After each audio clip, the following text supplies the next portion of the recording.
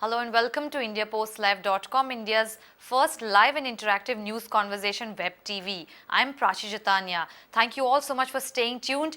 Today we are discussing BJP's parliamentary board meeting is underway, and a huge felicitation at the BJP headquarters here in the capital. Narendra Modi and a united stand projected by senior BJP leaders including Sushma Swaraj, LK Advani and Rajnath Singh.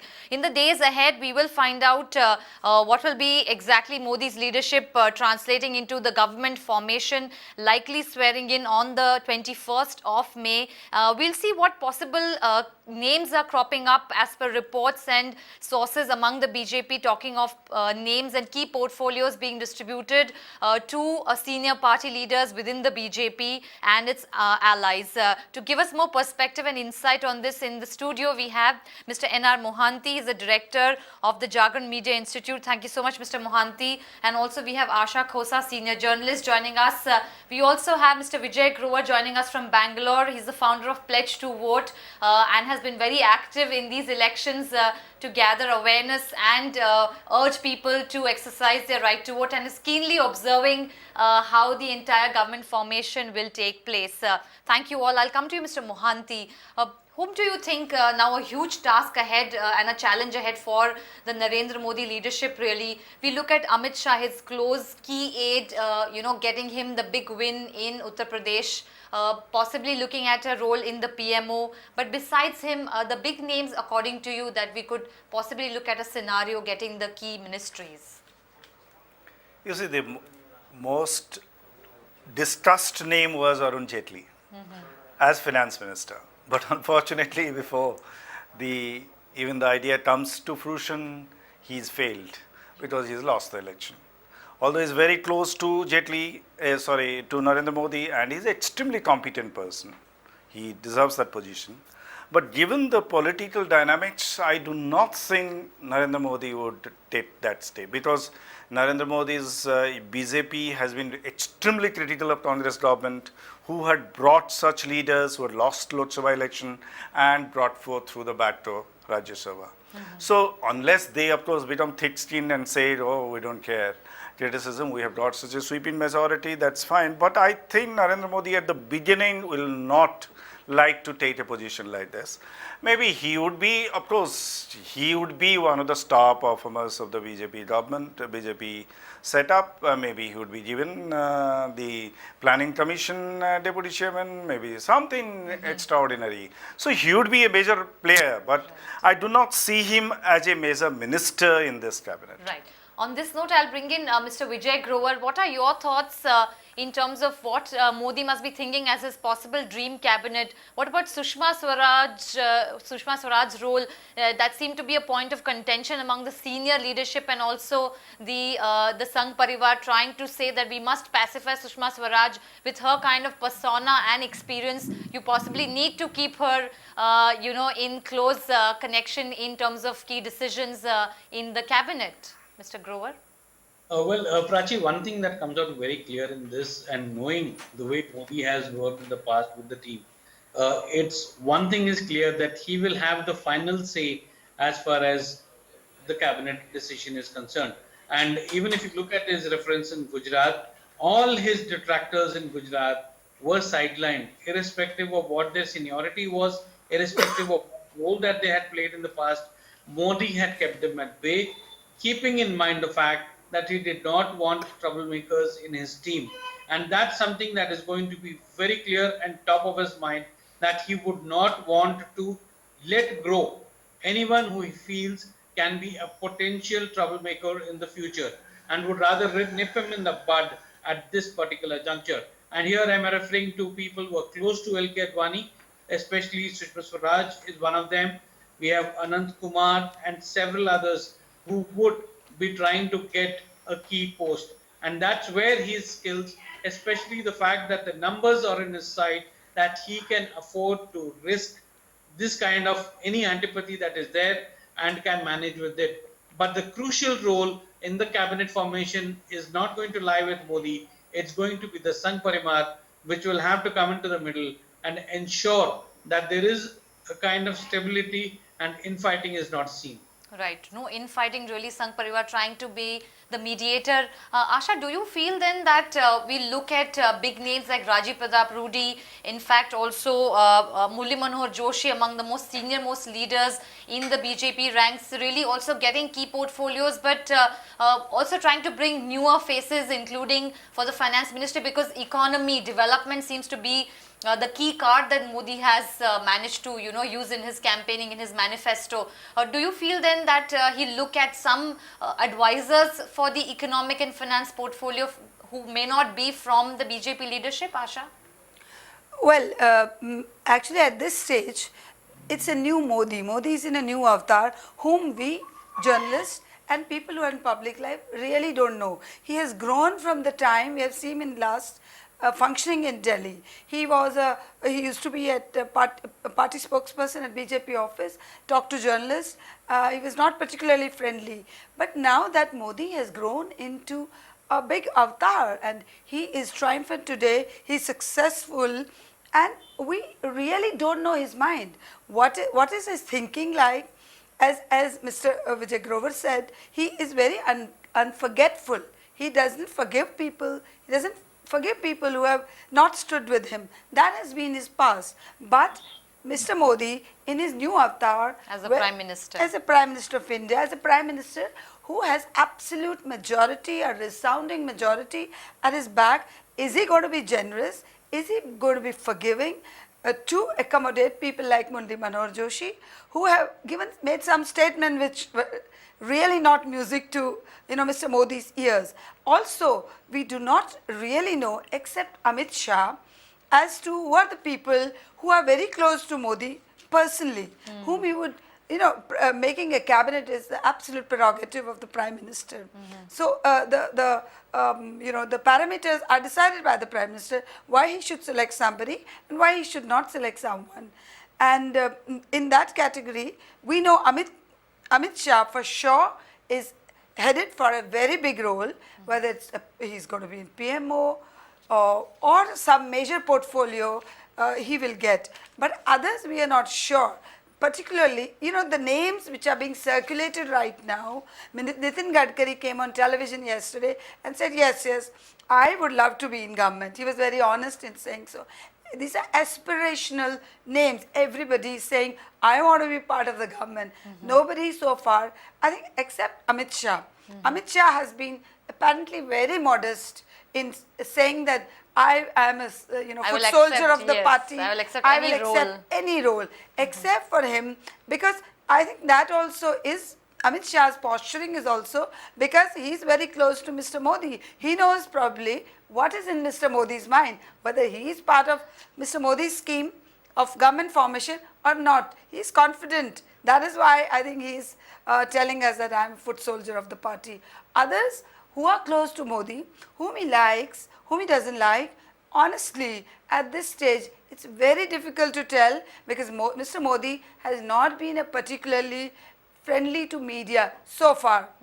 In his new avatar, let's see what happens. In terms of unofficial sources within the BJP and the senior leadership, in fact, whispers in the corridors of the BJP party office seem to suggest that Modi is looking at a possible technocrat who would, be advising him in the finance ministry portfolio, and also looking at Nitin Gadkari, since we were talking about him, among, the defense lobby. He seems to be a big name cropping up to get the defense ministry portfolio, whereas, Rajnath Singh, the BJP president, he's said to be Sangh Parivar's blue-eyed boy, and he would continue as the president of the BJP while also getting a possible home ministry. What do you think, Mr. Mohanty?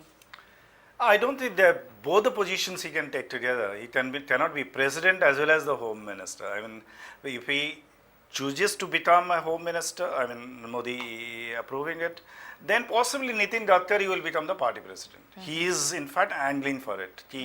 I would like to be the party president, and he possibly feels that as party president, because he is close to Modi, he would be able to exercise an important role there. So Rajnath Singh also feels that way, but Rajnath Singh, I think, is more angling for a home minister position than party president. He would not, and possibly Dr. Gadkari, if he is given a home ministry, he would also not like to go to the party president's position. Right. And Also- a technocrat, of course, is a good idea because I feel that possibly that time Narasimha Rao brought in Manmohan Singh, a technocrat, into the finance ministry, and even his first choice was a technocrat, I.G. Patel. I.G. Patel declined, so Manmohan Singh came there. And possibly that they were relatively immune from the other influences, and because they just only report to the Prime Minister. Right. And any politician otherwise is so much subject to pulls and pressures of business houses, industries. Right. Then, and especially since Modi is the darling of the industrialists, so a politician, finance minister will be subject to enormous pressure, and where he would also have to work, maybe this fellow is close to Modi, so I cannot take a position against him. So there will be a difficulty. Different in that. dynamics. And a good technocrat who has experience, and obviously a technocrat has to work within the political compulsions that is given. He cannot be an autonomous. But within that possible parameters, how much independently does he function or does he function, with subject to the approval of the Prime Minister and the consent of the Prime Minister. That's an issue, and possibly there would be, I do not know, but Jagdish Bharwati and Panagaria have themselves offered to become economic advisor. Possibly one of them can become finance ministers if Modi approves their policies. Mr. Grover, do you agree with the names that Mr. Mohanty is actually suggesting, seemingly very confident contenders or very likely contenders, in fact? Well, see, one thing is very clear. One, that they're not politicians per se, would suit Modi because he would not want anyone who's politically strong to be able to, be a counter to him. And that's something that Modi would certainly prefer. It's also known that he prefers bureaucrats over politicians, and that's the style of functioning that he has. And that will be something that may be the way it's panning out to be. But clearly, at this juncture, where Modi is now coming in at a time when there's a lot of expectation on the economic front, a lot of expectation on the job employment scenario, and a lot of things that are required or expected of him in the next 6 months. So he needs to deliver and deliver fast. And that's where he would need these kind of technocrats or maybe financial consultants who could show the way ahead. Clearly, Manmohan Singh was an economist, but his hands were tied by various factors and could not deliver. But now that Manmohan is gone and we have Modi whose hands are free because there's no political compulsions of allies, no political compulsions of any other stream of schools of thoughts that he needs to comply with, he will now have to deliver, and that's going to be his biggest acid test, because making promises in election is very easy, delivering them is going to be the next big challenge. Mr. Grover, I have a question. Just to look at a likely scenario hypothetically, do you feel in terms of allies, anybody from from where you are, Karnataka, looking at any kind of state level ministership or Minister of State portfolios that come to mind, who could be angling for that kind of a job in Modi's cabinet at all? Well, the key contenders, if you look at it from Karnataka, would be former Chief Minister D.V. Sadanand Gowda, who's looking for a role to play. Yediyurappa is one more crucial contender who is looking to come into the cabinet, but given the corruption charges that exist against him, it may be difficult for Modi to accommodate him at the moment. The other and third most important person being Anant Kumar. But Anant Kumar's biggest disadvantage is again the fact that he was an Advani loyalist and Modi doesn't trust him fully. And that's going to be a big challenge for Modi to adopt Anant Kumar into his camp, though we've seen during the campaign that Anant Kumar did campaign using Modi's name and not his godfather Advani's name. But all these things are going to be very important because he would want to give a representation to Karnataka. So one of these three players is definitely going to be a part of the cabinet. Who it will be will have to be decided. But at the moment, the fight is between Sadanand Gowda and Anant Kumar. Though the talk in the BJP camp over here is that civil aviation was Anant Kumar's forte and he would be looking at getting back that same portfolio after a decade. Interesting points there. Asha, you were also going to talk a little bit about the likely portfolios. Yeah, 2 points I wanted to make. One is when we are talking about Modi's choice of a finance minister, we have to keep in mind that containing inflation is going to be his first task. So, the person whom he chooses as his finance minister has to be very important, very close to him, and he has to deliver. So, he has to make a very objective choice about that. Second point I wanted to make, in fact, this could be treated as a vox populi, you know. The people, I come from Ghaziabad, I live there, and the people generally have been talking about General V.K. Singh is going to be our next defense minister, if that is any speculation. Because, you know, one with a huge margin. So these are expectations. He may or may not become, but people are talking about that.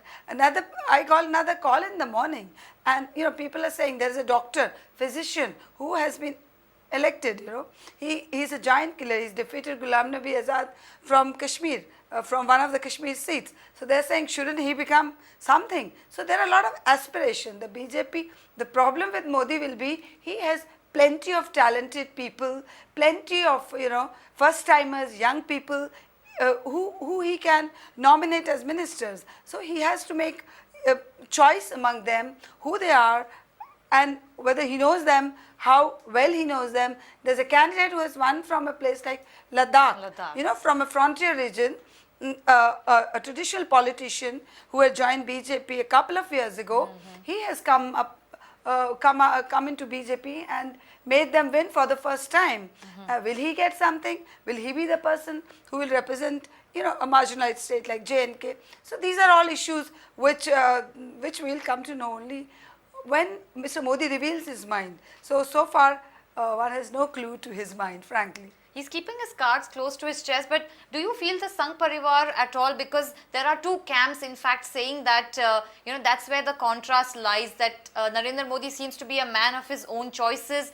He has his own, you know, ideas and a list prepared of the likely people he would like to see in his cabinet. And whereas we see that the Sangh Parivar playing an influential role in the kind of candidates or the people he chooses, do you think they'll be, you know, they'll vet the list before Narendra Modi makes the final announcement at all, Mr. Mohanty? You see, Narendra Modi will not finalize a list without consultation with the Sangh Parivar. That's for a given. After all, he is a product of the same Sangh Parivar movement. He may have become bigger, larger than life currently because he's got so much of mandate. But he will not forget people in the past also had come from with a big mandate and perhaps bigger mandate than his and have fallen by the wayside. 71, Indira Gandhi had got such a huge mandate. 77, Janata Party had got such a big mandate. 84, Rajiv Gandhi had got much bigger mandate than him. But within a year or two, they fell. So that's a question that they should not think that I am omnipotent now, nobody can touch me. He also understands this, and that's the reason why he will not adopt a confrontationist course at all. I think he will take along Advani, Sushma Swaraj, all the people, because he would understand that with that magnanimity lies his own survival and his own success. But so far we have not seen Modi like that, you know. We have no clue that he will behave like that. It's hard to digest. We expect probably, you know, he'll be generous because he has nothing to lose now. He's a king. Because his motto is Sabka Saath, Sabka Vikas. Right now, but when he comes to the brass tacks, will he be a generous person? We don't know. And what I basically wanted to add one thing. When Mr. Mohanty is saying that he will consult the Sangh, I'm afraid, I remember there was a phase in Gujarat politics when Mr. Narendra Modi was not even on talking terms with the Sangh people in Gujarat.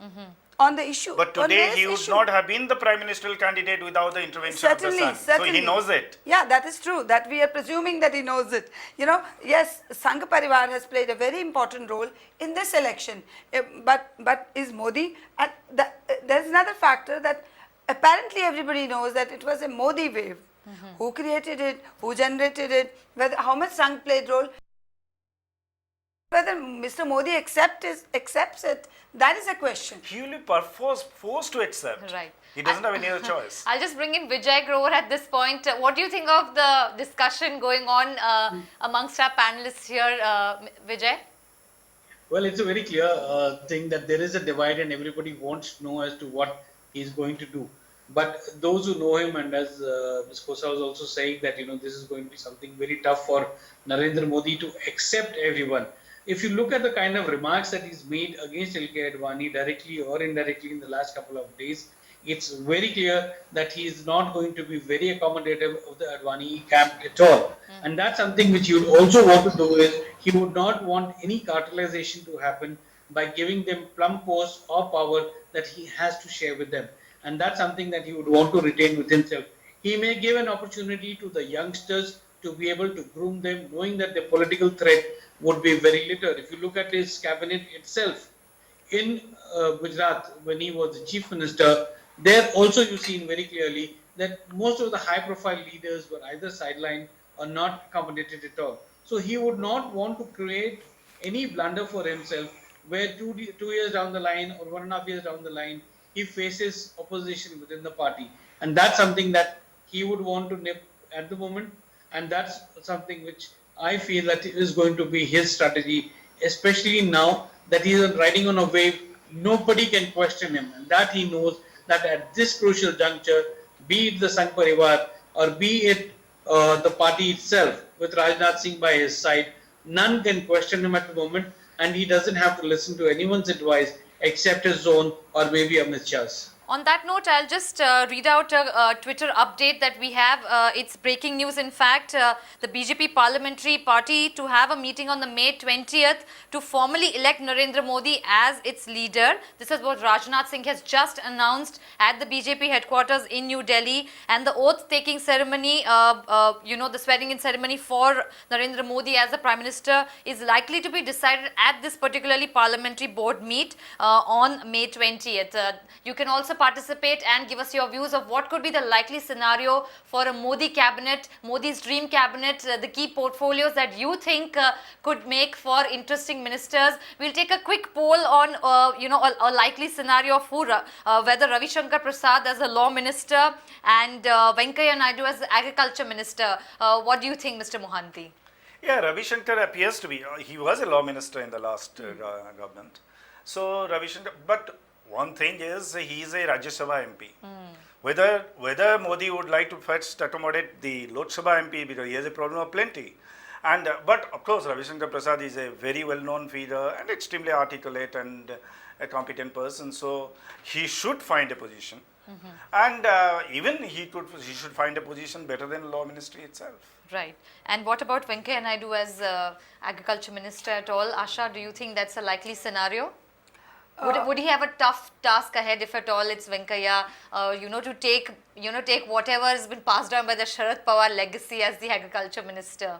But will he get it? That is a question first. But Mr. Venkaiah Naidu is, will he get it? I really don't know whether he will get this portfolio, or he has been neutral in this race. He's not but seen he was very key, close to. He was a key player in getting the alliances in South, South, yes, including certainly he was in charge Andhra of Pradesh. South. Right. Yeah, in that way, is Modi going to reward him, or he still believes that it's because of Modi wave we have won? If he, I have another name, and which was in fact being speculated also. Why not Nitin Gadkari as agriculture minister? He also has some experience of this. He's a self-announced agriculturist who is into some kind of progressive agriculture. I remember I interviewed him, and he told me, why not he, if we have to speculate. Coming again from Maharashtra as well. Certainly. On this and note, Ramvilas Paswan could plump for the railways. Yes. Interesting. On that note, I'll also like to play a video of the outgoing Prime Minister's speech, Dr. Manmohan Singh being his somber self today while he made the speech at 10 in the morning before he handed over his resignation at Rashtrapati Bhavan. Take a look at what he had to say. आपने जो फैसला दिया है हम सभी को उसका सम्मान करना चाहिए। इन लोकसभा चुनाव से हमारी लोकतांत्रिक व्यवस्था की जड़ें मजबूत हुई हैं। पिछले 10 सालों के दौरान हमने बहुत सी सफलताएं और उपलब्धियां हासिल की हैं जिन पर हमें गर्व है। आज हमारा देश हर मायने में 10 साल पहले के भारत से कहीं ज़्यादा मजबूत है। देश की सफलताओं का श्रेय मैं आप सबको देता हूँ, लेकिन अभी भी हमारे देश में विकास की बहुत सी संभावनाएं हैं जिनका फ़ायदा उठाने के लिए हमें एकजुट होकर कड़ी मेहनत करने की ज़रूरत है। Interestingly, a brief capsule that we've played for our viewers. You can also put in your comments and feedback and take forward this discussion on what the outgoing government, the leader of the government, Dr. Manmohan Singh as the Prime Minister, had to say, and what are your thoughts on the likely dream cabinet for Narendra Modi. In fact, another bit of news coming in that a meeting of MLAs will be held to elect the new Gujarat Chief Minister is what party President Rajnath Singh has just announced. Vijay Grover, Anandiben Patel as a likely name cropping up in the last couple of weeks. In fact, who's likely to fill the shoes of a magnanimous personality like Narendra Modi as the Gujarat Chief Minister? Well, this is something very clearly going to be a tough task for him to be able to ensure that his control over Gujarat remains. And none other than Anandiben Patel is someone whose name has been spoken about. Even day before yesterday, when he was meeting his MLAs in Ahmedabad, he was talking about promoting her. And that's something which, very clearly is the control. It shows the characteristic of the man that he wants to be in control of the situation. It's not that he's going to forget and, leave Gujarat politics for the moment. He would clearly want it to continue. The legacy of Narendra Modi has to continue, and Gujarat would be on top of his mind. Now, how he is going to handle it is going to be a tough task. There were also rumors that were there that would Amit Shah be given the charge instead of accommodating him in the center. And that's something which, again, we will have to see whether that happens or not. But for the moment, Amit Shah, for what he's delivered in Uttar Pradesh, would continue to play a very crucial role. And that's something which could link with, the expansion plan of the BJP into the weaker states. And that's where the task is going to be given to him to crack into maybe West Bengal or Northeast, or especially states where there are elections in the next 2 years. Right. On that note, I'll bring in Vinita Deshmukh joining us from Pune. She's a senior journalist and an RTI activist. Thank you so much, Miss Vinita. We are at the fag end of our show though, but thank you for your participation on India Post Live at the conversation. I know. Very quickly, we'll get your thoughts on whom do you think as getting the top 3 portfolios of home, defense and finance in what could possibly be Narendra Modi's dream cabinet, and any names from Maharashtra besides Nitin Gadkari who could possibly get a key portfolio in Narendra Modi's cabinet? Actually, I've not really studied hard, but I think that besides Nitin Gadkari, I cannot think of anyone else.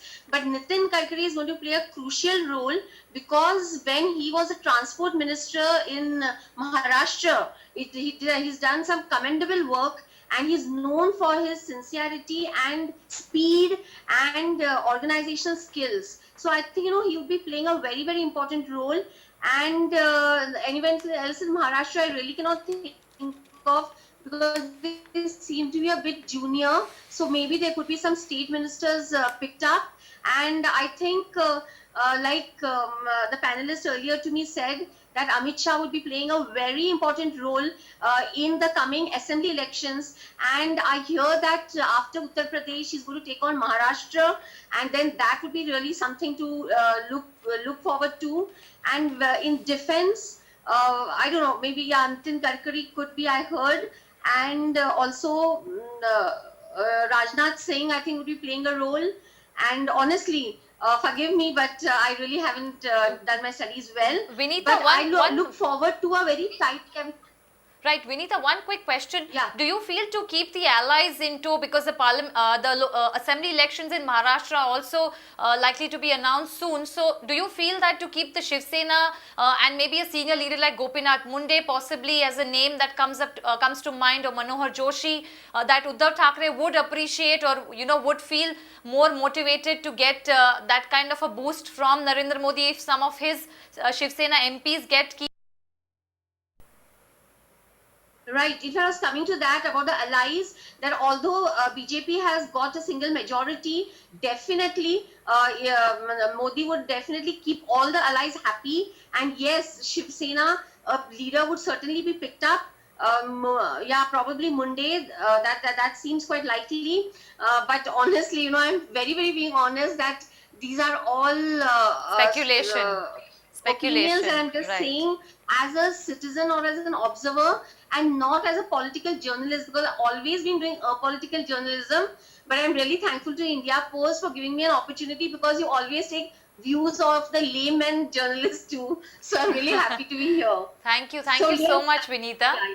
Thank you so much, thanks. and we'll continue with your participation at another time. Thank you for your time at the conversation on India Post Live. Also thank Asha Khosa, senior journalist, and Mr. Mohanty for sparing time and being a participant in our interaction at the conversation. Do take forward with your comments and feedback on our Twitter handle @India Post Live and our website indiapostlive.com, and we can look forward to more opinions and thoughts and views from you about what could be the likely scenarios of Modi's cabinet in the days ahead. Thank you so much for watching. Stay tuned.